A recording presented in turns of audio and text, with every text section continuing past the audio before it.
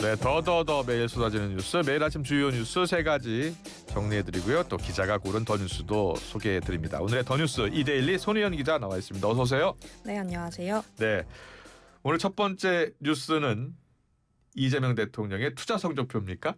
네, 그렇습니다. 예. 이재명 대통령이 주식 투자를 후보 시절에 했는데 26.4%의 수익률을 올렸다고 합니다. 국장 복귀는 지능순이 되도록 하겠다라고 했습니다.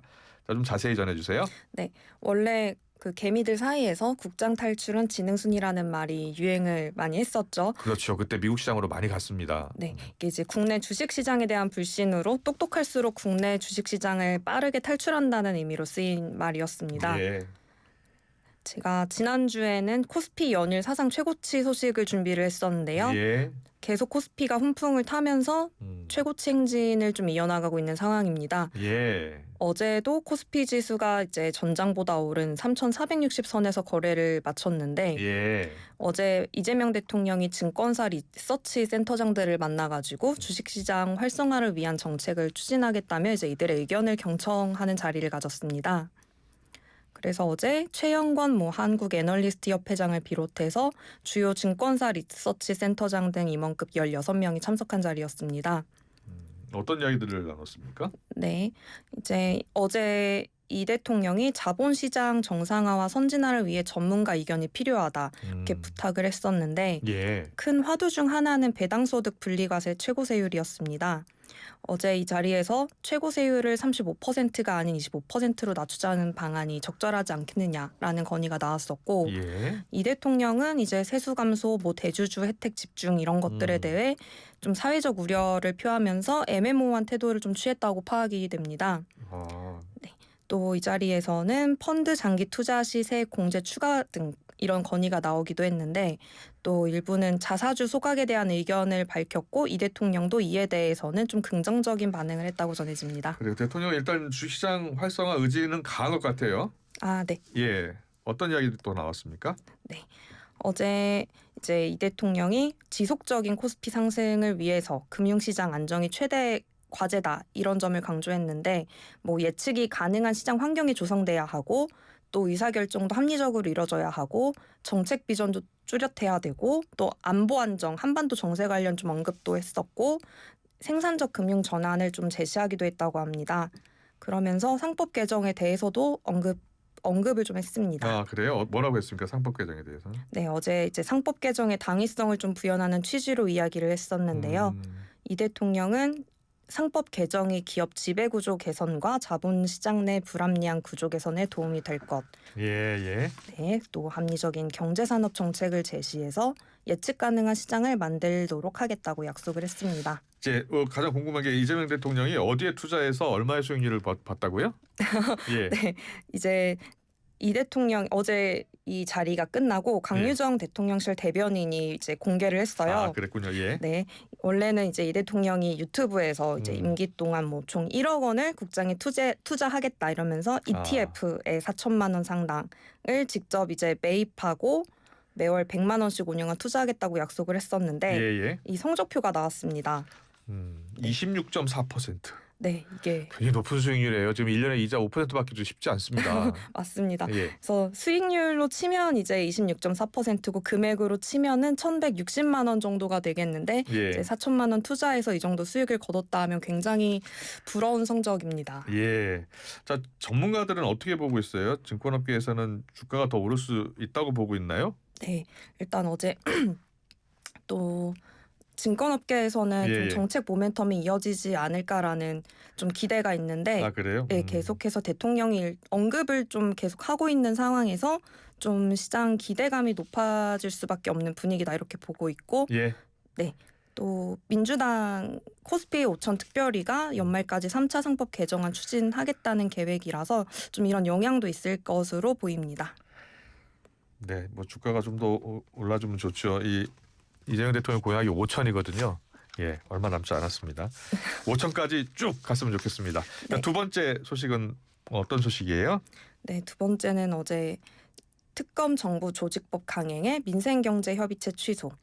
네, 협치기류 물거품으로 준비했습니다. 아, 그래요? 예, 좀 더 자세히요. 네. 저번 주까지만 해도 여야 협치에 대한 기대감이 좀 피어올랐었는데 상황이 반전됐습니다. 예. 네, 어제 김건희 특검팀의 국힘 압수수색과 민주당의 정부조직법 기습 상정이 좀 겹친 결과였는데 국민의힘이 어제 원래는 오늘이었죠. 오늘 민생경제협의체 이제 첫 회의가 열릴 계획이었는데 이를 취소하겠다고 공지를 했습니다. 예. 그 특검의 압수수색하고 또 정부조직법 상정 이게 겹친 결과라고요? 네. 특검의 압수수색부터 볼까요? 어제 김건희 특검팀이 이제 여의도 국민의힘 중앙당사에 대한 세 번째 압수수색을 시도를 했는데 예. 수사관들이 이제 압수수색 영장을 지참하고 당사에서 대기를 하고 또 국민의힘이 이에 맞서 7시간 넘는 이제 대치가 이어졌습니다. 이후에 이제 특검팀이 당원 명부관리 DB 업체 사무실에 대한 압수수색을 단행했고 국민의힘은 임의 제출 절차를 선행해야 된다는 입장이었지만 이제 특검이 강제 집행에 나서면서 국민의힘이 반발했습니다. 예. 자, 또 압수수색에 이어서 민주당 정부조직법 기습상정 그 정부조직법 내용하고 또 내란 전담 특별재판부 설치 법안도 발의가 됐던데요. 어제 같은 날 이제 민주당이 내란 전담 특별재판부 설치 법안을 발의를 했는데 예. 이 법안은 이제 내란 특검, 김건희 특검, 뭐 최혜병 특검 사건을 전담 재판부가 맡고 또 이게 특검 소관별로 영장 전담 판사를 두는 내용을 담았습니다. 예. 기존에는 내란 특검 사건만 분리 이제 재판하자고 논의를 했다가 이번에는 이제 김 여사와 최혜병 사건까지 확대를 한 거였고 이제 국민의힘은 어제 그 장동혁 대표가 또 이번 주는 야당 탄압에 예. 말 그대로 슈퍼위크다 이런 날선 반응을 좀 보였는데요. 예. 민주당이 인민재판부라고 불리는 특별재판부를 설치하는 법안을 발의했고 법사위에서 처리하려고 한다 이러면서 국민적 역풍이 불고 있는 이 시점에 특검이 국민의힘 생명과도 같은 당원 명부를 탈취하기 위해 압색 영장을 들고 나타났다고 목소리를 높였습니다. 네. 여야 관계는 어떻게 될 것 같습니까? 예. 네. 여야 관계는 당연히 더 안 좋아질 것으로 보입니다. 예. 특히 이제 민생경제협의체는 지난 8일에 네. 이 대통령이 여야 대표와 영수회담에서 이제 도출한 결과물이어서 좀 기대를 많이 받았는데 예. 개시조차 하지 못했고 특히 협의체에서 논의할 공통 공약이 철강 산업 경쟁력 강화를 위한 K스틸법, 또 반도체 배터리 산업 지원을 위한 한국판 인플레이션 감축법 등 산업에서 중요한 내용을 담고 있었습니다. 하지만 추석 연휴가 당장 있고 또 10월 국정감사도 얼마 남지 않아서 일정을 다시 잡는 게 쉽지 않을 걸로 보입니다. 예. 자, 세 번째 더 뉴스로 바로 가겠습니다. KT에 이어서 롯데카드도 297만 명의 정보가 유출됐네요. 네, 그렇습니다. 계속해서 시민들 불안감이 커지고 있는 상황인데요. 예. KT 해킹 사건이 바로 얼마 전이었는데 롯데카드도 외부 해킹으로 297만 명 고객 정보가 유출됐다고 대국민 사과를 어제 했습니다. 예. 롯데카드 회원이 얼마에 달하시죠? 약 960만 명으로 되게 상당한 수인데 이 3분의 1가량 정보가 이제 유출이 된 겁니다. 예. 특히 또 지난달 14일 최초 해킹이 발생했음에도 8월 31일에서야 사태를 파악했다고 하는데 이 모습마저도 좀 KT 때와 유사해서 우려를 하는 시민들이 많습니다. 또 유출 데이터가 당초에는 좀 1.7GB 규모라고 신고를 했었는데 실제로는 100배가 넘는 200GB로 조사됐습니다. 자, 어떤 정보들이 담겨 있었던 거예요? 좀 이 297만 명 중에 28명은 카드 번호, 유효기간, 또 카드 뒷면에 저희 그 CVC 번호가 적혀 있는데 예, 그것도 유출이 돼서 좀 2차 피해 우려가 높은 것으로 파악이 됩니다. 그 KT 사례하고 좀 비슷한 거예요? 아니면 더 심각한 거예요? 일단 KT 사건 경우 좀 예상보다 빨리 피의자들이 잡혔죠. 예. 하지만 이들이 또 주범으로 보이지는 않는 상황입니다. 예. 이들의 영장 실질 심사에 앞서 이제 취재진이 피해자들 개인 정보를 어떻게 알았냐, 수도권을 노린 이유가 뭐냐 이런 질문을 했는데 뭐 시키는 대로 했다고 말을 했고 예. 또 경찰 조사에서도 중국에 있는 뭐 윗선의 지시를 받고 범행했다 이런 취지로 진술을 했습니다. 예. 때문에 좀 조직적인 범죄가 의심되고 경찰도 이제 주범 가능성을 보고 수사를 확대하고 있는 상황입니다. 예.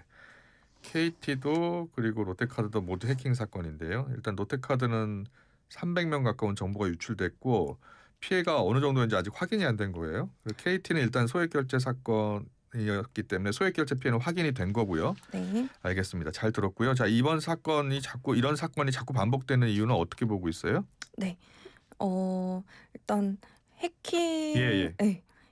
사전에 이제 정보 음. 유출이 발생하지 않는 것이 중요할 것 예. 같습니다. 예. 무엇보다 기업의 보안 점검이 좀 있어야 되고 개선 의지도 필요한데 이게 업계를 가리지 않고 이런 일이 발생을 하고 있기 때문에 정부의 정책 노력도 좀 필요할 것 같습니다. 예.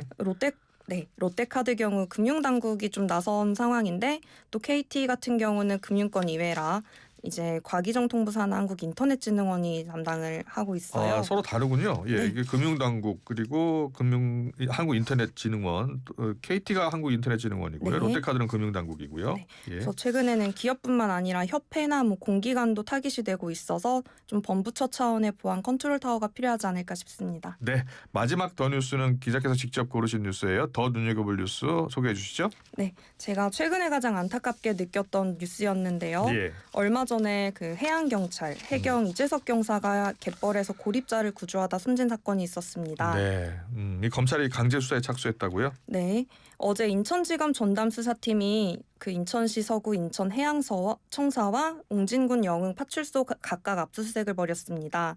또 검찰은 해경 본청 종합상황실과 정보통신과 사무실에서 압수수색을 벌이면서 녹취자료 등을 확보한 것으로 전해졌습니다. 자, 그러면 구체적으로 어떤 부분을 수사하게 됩니까? 네. 검찰은 우선 직권남용과 허위 공문서 작성 혐의 등으로 이광진 인천해양경찰서장과 영흥파출소장, 예. 당직팀장 등을 수사 중인데요. 이 서장 등은 지난 11일 이 사고 이후 파출소 직원들에게 사건을 함구하라고 지시한 의혹 등을 받고 있습니다. 예. 네, 사건 이후에 이 경사의 당직팀 동료 4명이 기자회견을 열고 파출소장으로부터 이 경사를 영웅으로 만들어야 하니 함구하라는 지시를 받았다고 폭로를 했었습니다. 예. 그 규정상 원래 2명이 출동해야 되는데 혼자 출동했잖아요.